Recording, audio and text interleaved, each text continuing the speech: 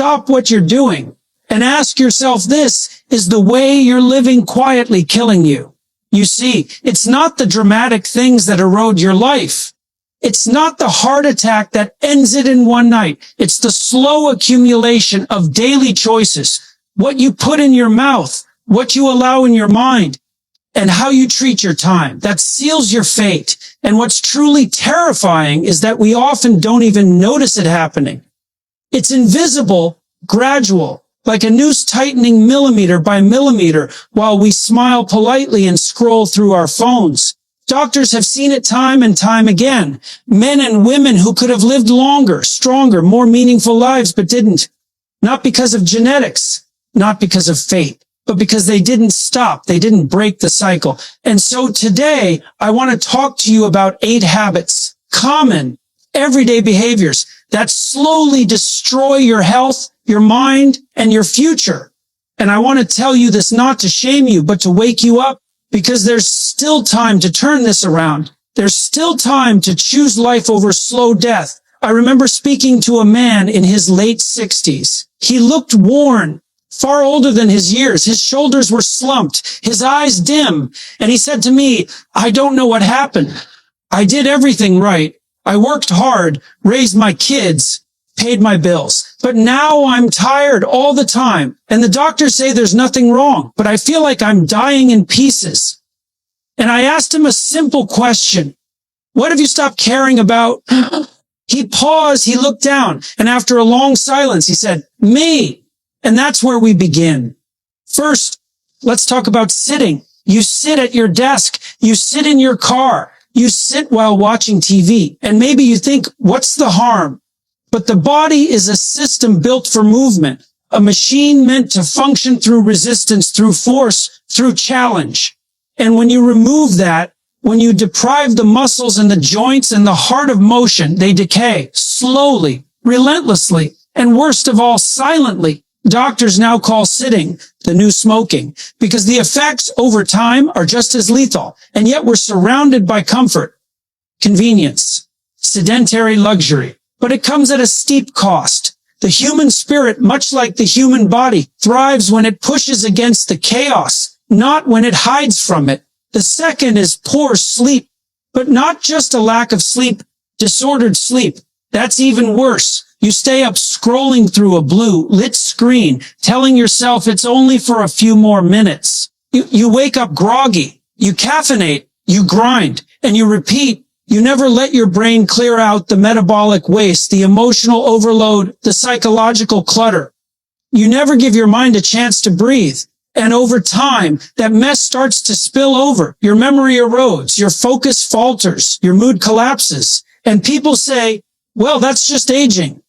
But it's not, it's neglect, and it's voluntary. Number 3 is sugar. And this one I find is deeply symbolic. Sugar is a false promise. It whispers to you, you deserve this. You've had a long day, and you believe it, but it robs you. It inflames your body. It spikes your insulin. It tricks your reward system into addiction. And the tragedy is not just the physical toll. Diabetes, heart disease, obesity.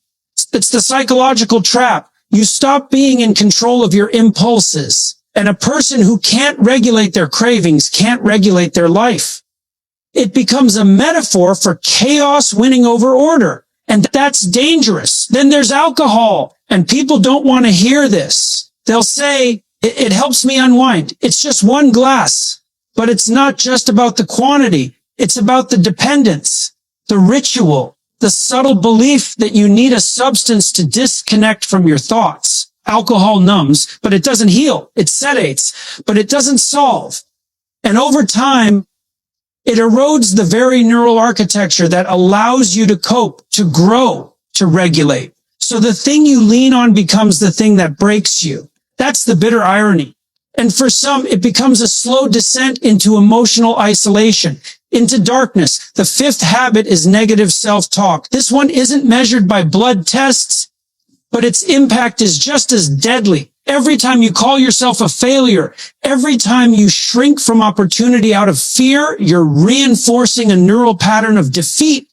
You're programming your own demise. And what's worse is you start to believe that voice. You stop challenging it. And eventually you forget that it's you who taught it to speak in the first place. That voice isn't fate. It's a learned script. And it can be rewritten, but only if you dare to confront it. Then comes social isolation. You think I'm fine on my own. You avoid conflict. You avoid people. You avoid vulnerability. But human beings are wired for connection. And when you cut that cord, when you retreat into solitude, your risk of early death skyrockets just as it would with smoking or obesity. Because loneliness isn't just an emotional state. It's a biological stressor. Your immune system reacts, your blood pressure rises, your cognition dulls, and worst of all, you start to feel like you don't matter. And that belief, that terrible, poisonous belief, feeds the decline. Slowly, quietly. The seventh habit is multitasking. We wear it like a badge of honor. Look how much I can juggle. But the truth is, every time you switch tasks, you pay a mental tax. You fragment your attention. You dilute your presence.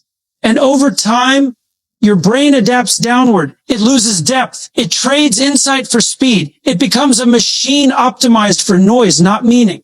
And that robs you of the richness of life, the stillness, the focus, the connection, the things that make life worth living. The irony is, by trying to do everything, you end up doing nothing well. And that mediocrity seeps into your soul. Finally, perhaps the most insidious habit, denying your emotions. You say, I'm fine.